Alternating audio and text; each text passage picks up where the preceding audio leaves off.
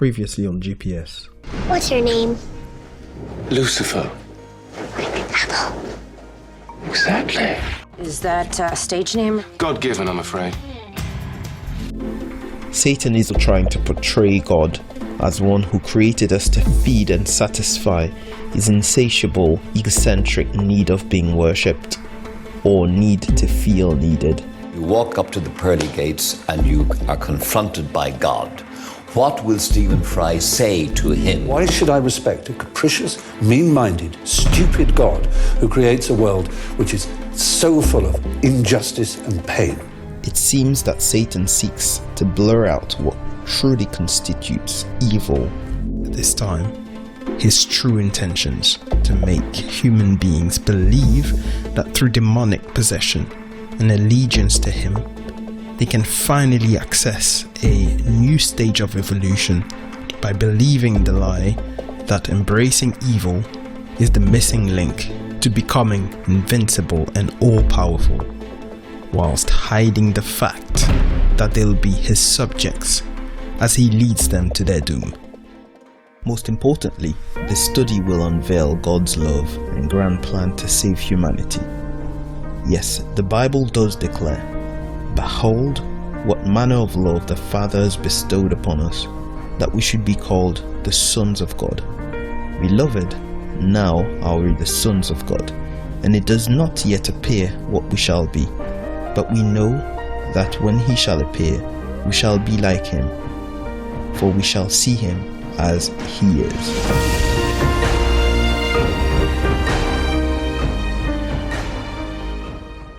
Now on GPS. The theme of this episode is inspired from parts of the GPS study guides, as found in this video's description.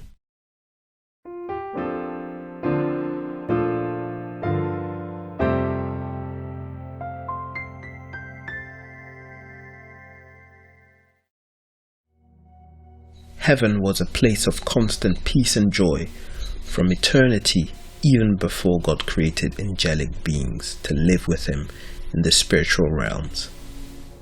Peace reigned supreme as long as God, the peacemaker, reigned over the minds of his creatures. The prophet Isaiah reveals that at some point, God created angelic beings. His greatest creation was that of Lucifer, an angel of the highest of orders, the order of the cherubim. You were the seal of perfection, full of wisdom, and perfect in beauty. God briefly reminds him he was an anointed cherub who covers, perfect and blameless in his ways from the day he was created. This being rebelled against the reign of the Creator over his heart and mind. We've been talking about spiritual beings in the Bible, and we've looked at how God is in the heavenly realms, but not by himself. There's a whole staff team that the Bible calls the Divine Council. But in the Bible, there are still more beings in the spiritual realm, like the cherubim and also the angels. So let's talk about them. The cherubim. These are chubby little babies with wings, right? No, you gotta get that image out of your head. Cherubim, or in Hebrew, cheruvim, they're way more fascinating. They're described as hybrid creatures, a collage of different animals, and every time they do appear, they look a little bit different. That's intense. Yeah, they're supposed to be intimidating. They stand guard at the boundary between heaven and earth. If you see them, you know you're entering the presence of the one who is above all and truly other. Cherubim are beings that surround God.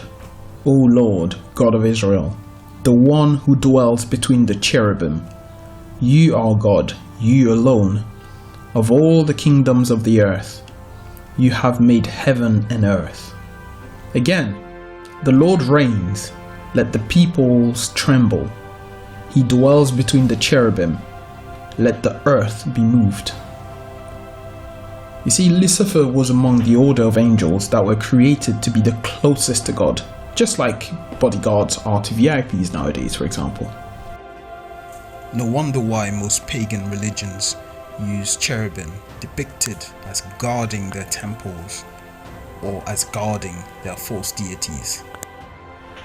So what was he then specifically called and established to do? A covering cherub. What was he then to cover and to guard?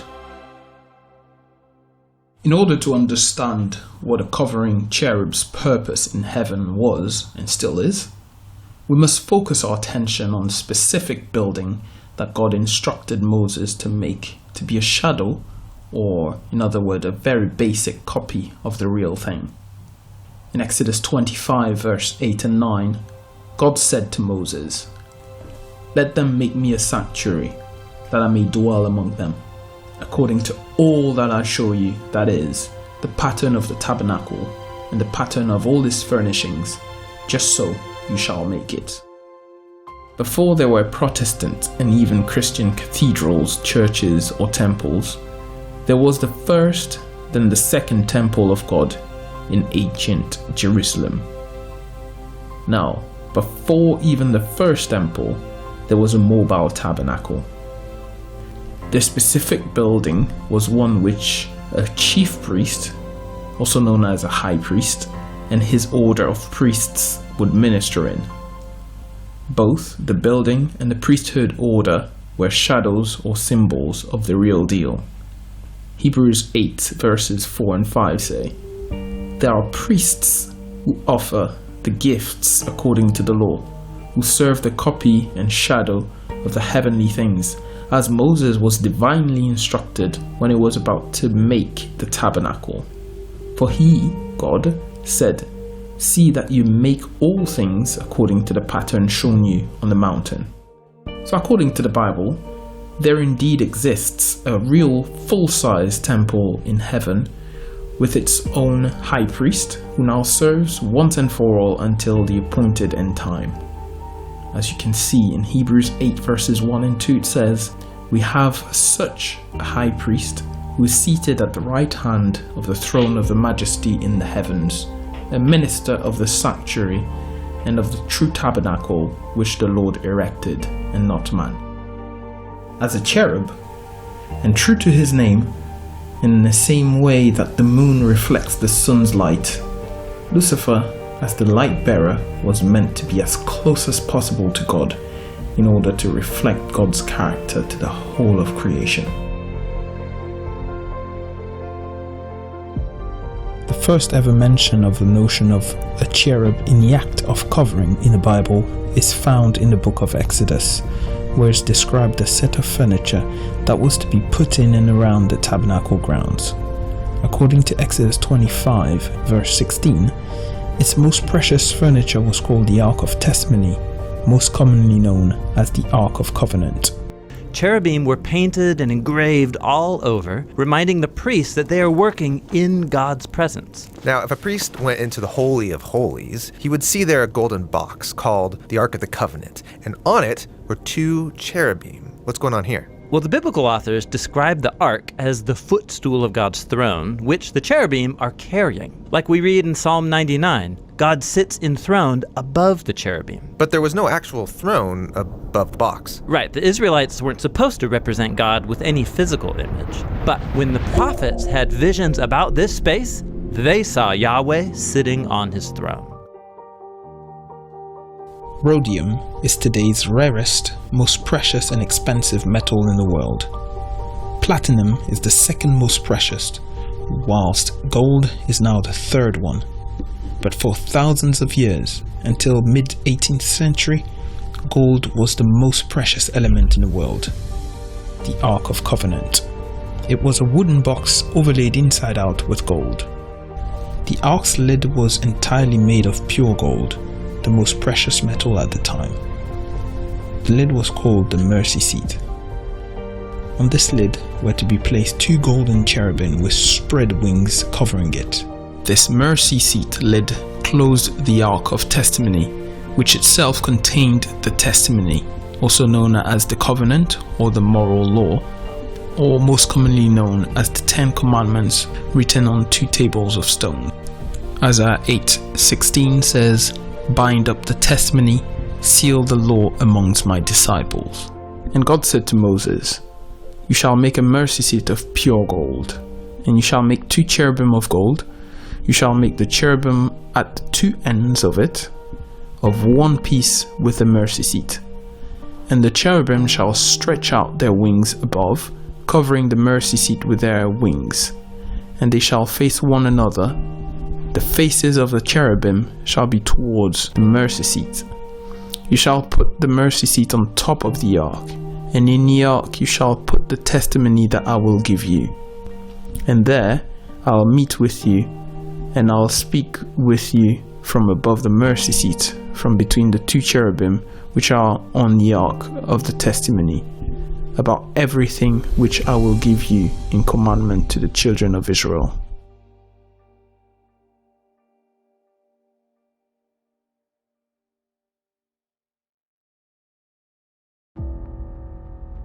Let's recap what we studied about Lucifer's original position.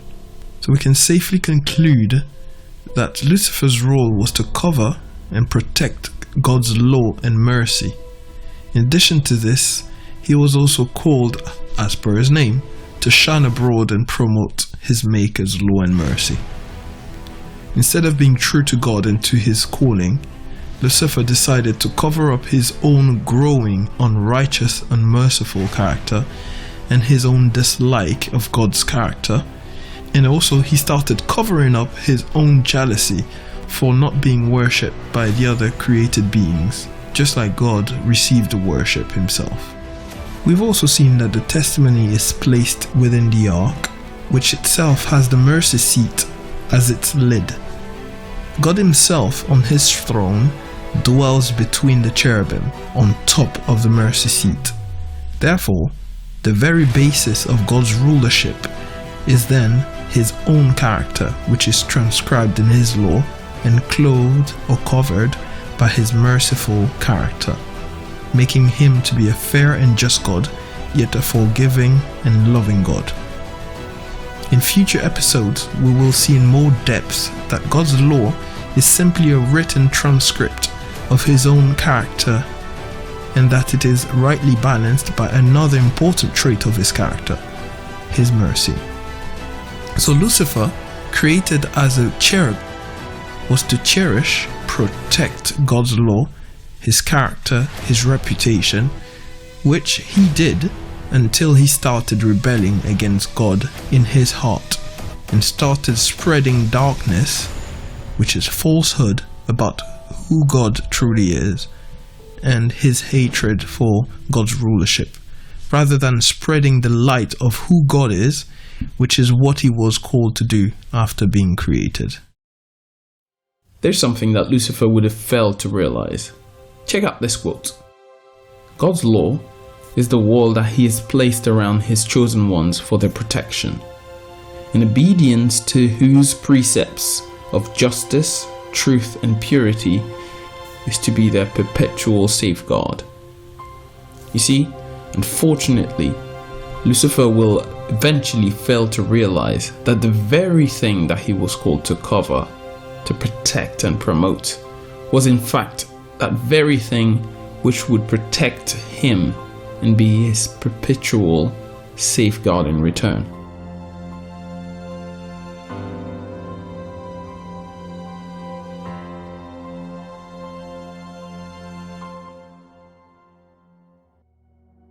How about us today? Are we people who cherish truth, or are we people who love and practice falsehood? You risk making that happen to you, which means you can no longer trust your deepest instinct, by lying to yourself. Because what you do, so that could be selective omission of information, that's the most common form of lie. It's passive avoidance, willful blindness, that's the most common form of deception. Although active deceit can also play a role. If you contaminate the structure of your being with false information, with deceptive practices, and you willfully blind yourself, then you're going to be led astray by your sense of meaning. You're going to pathologize it. So part of the issue here is that you don't want to interfere with your ability to see, because you'll wander off the road into a ditch. And so, people think, well, why should I tell the truth? Which is a great question, man. Every smart kid figures that out. Like, the smarter the kid, the younger they figure that out. It's like, well, if I can lie to get what I want, why shouldn't I, given that I want to get what I want? And that's a great question. White lies are suboptimal solutions to a complex problem. So that's all, because they're true at some levels of analysis and they're false at others. Do we seek to promote godly principles, love and mercy, or are we haters in heart? Are we of those who, with God's help, endeavor to be law-abiding citizens, or are we of those who cherish rebellion?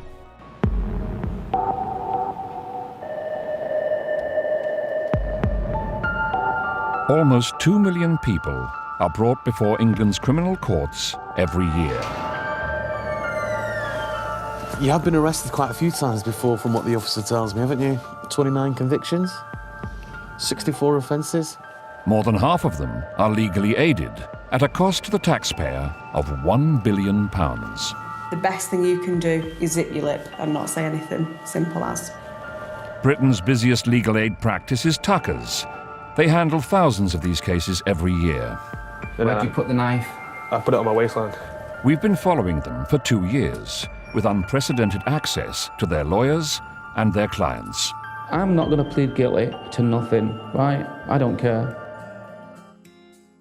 Now, after having just reflected upon our own character and moral compass, let's look at a few examples of things that we tend to want covered, protected and preserved in our everyday lives. These tend to be anything that is precious to us. You see, nature itself teaches us this very basic concept. See, diamonds are generally found in the earth, uncrusted in stone, hidden so to be discovered. Some of the things are also by nature considered to be worth covering, protecting or preserving. Here, when you're on the internet, you don't necessarily know that your little web browser's actually not really working for you, it's working for the advertisers out on the internet. We actually believe that consumers do understand this information exchange that's taking place generally in the economy and across the internet. Right. So to pay for it, people give up a little bit of privacy. That's a fair way to say it, yes. Ariana Grande went on a rant about objectification. This may not seem like a big deal to some of you, but I feel sick and objectified. She continued, I am not a piece of meat that a man gets to utilize for his pleasure. Grande wasn't sitting around in jeans and a t-shirt after doing some wholesome interviews or concerts. No, she is coming right off of stages after running around in her bra and singing one of her #1 hits, Side to Side. A lot of people took to Twitter, including myself, to point out this, quite frankly, hilarious hypocrisy on display. But Grande's fans desperately defended her. Just because she wears certain clothing doesn't mean people have the right to objectify/disrespect her. Sorry guys, but you're just simply wrong. It's the hypocrisy that people are judging. And when you make all of your money from portraying yourself as a sex object, it's fairly reasonable to expect the reaction you're going to get. Privacy, our bodies, innocence of a child,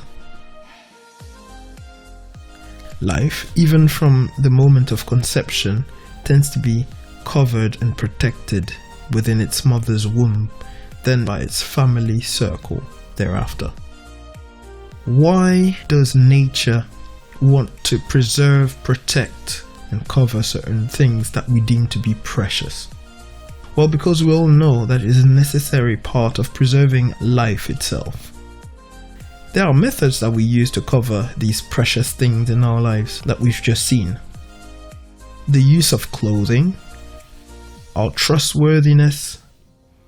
Modesty is not only about the way that we dress. It's about our characters. It's part of our character. And how we dress is a direct reflection of what's on the inside, what's in the heart. If you look at a policeman or a doctor, you can identify them by the uniform that they wear.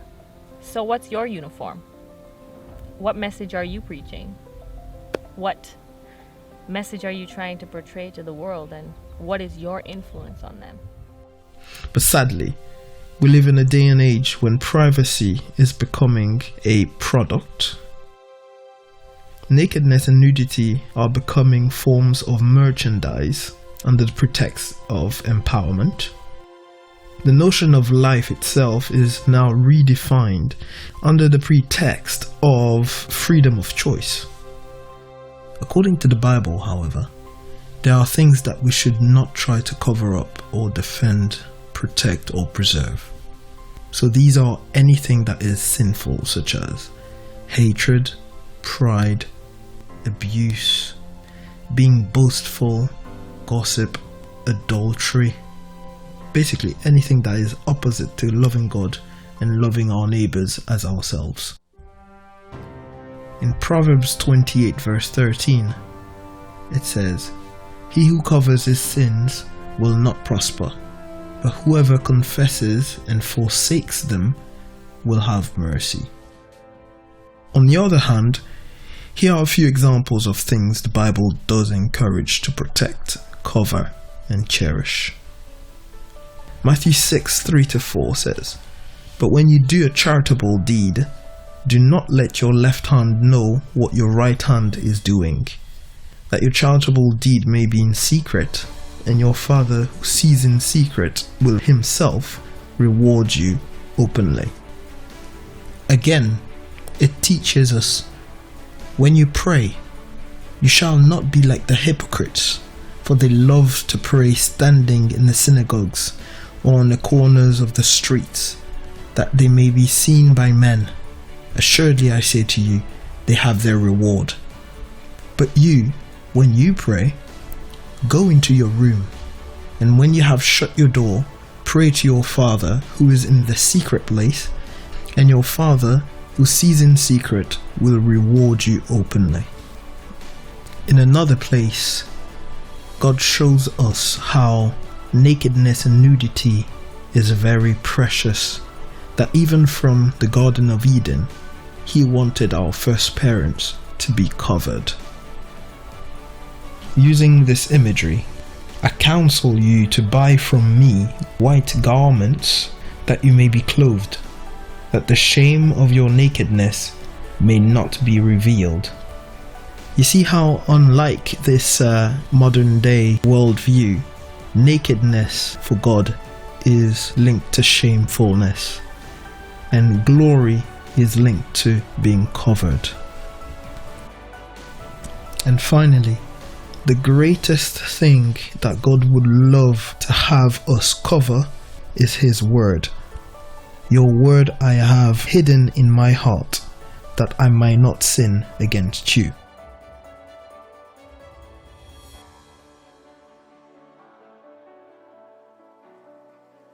To conclude, unlike Lucifer, who was to cover and reflect the light of God's character to the whole universe, but instead rebelled from his calling, we are called by God to be the lights of this world of darkness. Therefore, we are called to love, cover, preserve, and promote God's law. We should value honesty, love, purity, and should value to be and do all that is commendable, have good thoughts, good motives, and most of all, live in a way that is pleasing to God. We should therefore hate darkness, all manner of scheming, all evil, pride, boast, and all sin. For God says, "You are the light of the world. Let your light so shine before others, that they may see your good works and glorify your Father in heaven."